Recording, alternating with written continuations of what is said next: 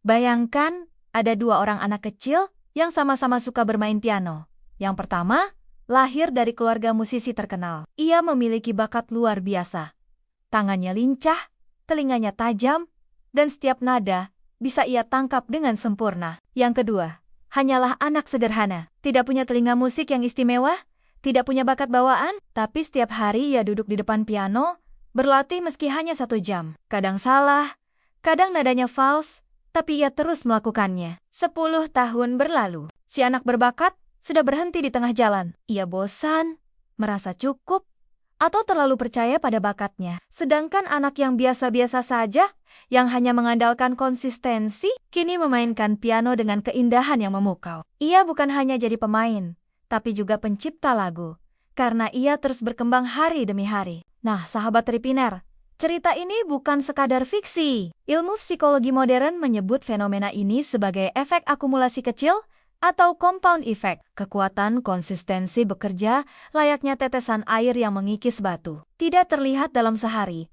tapi mampu menciptakan keajaiban dalam jangka panjang. Mari kita bahas lebih dalam. Bakat itu penting, tapi bukan segalanya. Bakat seringkali dianggap sebagai tiket emas menuju kesuksesan.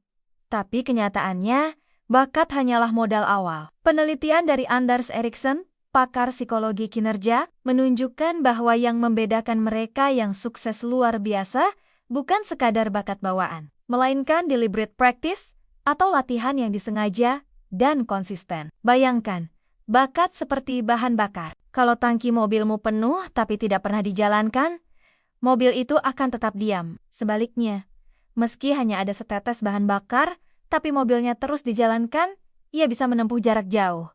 Begitu pula hidup kita. Konsistensi melahirkan kebiasaan. Sahabat Tripiner mungkin pernah mendengar kutipan ini. We are what we repeatedly do. Excellence, then, is not an act, but a habit. Kebiasaan kecil yang dilakukan setiap hari akan membentuk identitas kita. Contohnya, jika setiap hari kamu menulis 1 halaman, dalam setahun, kamu sudah punya buku setebal 365 halaman. Jika setiap hari kamu berolahraga 20 menit, dalam setahun, tubuhmu akan berbeda total. Konsistensi itu seperti bunga majemuk dalam keuangan, makin lama makin besar hasilnya. Ilmu otak tentang konsistensi. Dari sisi neuroscience, otak kita punya mekanisme yang disebut neuroplastisitas. Artinya, otak bisa berubah dan beradaptasi sesuai dengan kebiasaan yang kita ulangi. Setiap kali kita melakukan hal yang sama, otak membentuk jalur baru. Dan semakin sering kita mengulang, jalur itu semakin kuat. Itulah mengapa konsistensi mampu mengalahkan bakat bawaan, karena ia benar-benar mengubah struktur otak kita. Kenapa banyak orang gagal konsisten? Pertanyaan pentingnya. Kalau konsistensi begitu dahsyat, kenapa banyak orang gagal melakukannya? Jawabannya sederhana. Karena manusia cenderung menginginkan hasil instan. Kita terbiasa dengan budaya cepat, serba kilat. Padahal, konsistensi bekerja diam-diam, tak terlihat, dan sering terasa membosankan. Inilah jebakan terbesar. Banyak orang menyerah di tengah jalan bukan karena mereka tidak mampu, tapi karena mereka tidak sabar. Cara praktis melatih konsistensi. Agar tidak berhenti di tengah jalan, ada beberapa trik sederhana yang bisa sahabat Tripiner coba. Mulai dari yang sangat kecil. Jangan langsung target besar. Kalau mau olahraga, mulai dengan 5 menit sehari. Kalau mau menulis, cukup 1 paragraf dulu. Gunakan aturan 2 menit. Psikolog James Clear, dalam bukunya Atomic Habits, menyebut bahwa sebuah kebiasaan akan lebih mudah terjaga kalau kita memulainya dengan aktivitas kecil yang bisa dilakukan kurang dari 2 menit. Fokus pada identitas, bukan hasil. Katakan pada diri sendiri, saya adalah orang yang suka membaca. Bukan saya harus membaca 50 buku tahun ini. Dengan begitu, konsistensi jadi bagian dari siapa diri kita. Bukan sekadar target. Jangan percaya motivasi, percaya sistem. Motivasi naik turun, tapi sistem yang kita buat akan menjaga kita tetap berjalan. Misalnya, kalau mau jogging tiap pagi, taruh sepatu di dekat pintu malam sebelumnya. Bukti nyata dari kehidupan. Sejarah penuh dengan contoh orang biasa yang menang karena konsistensi. Thomas Edison gagal ribuan kali sebelum menemukan bola lampu. Ia berkata, "Saya tidak gagal.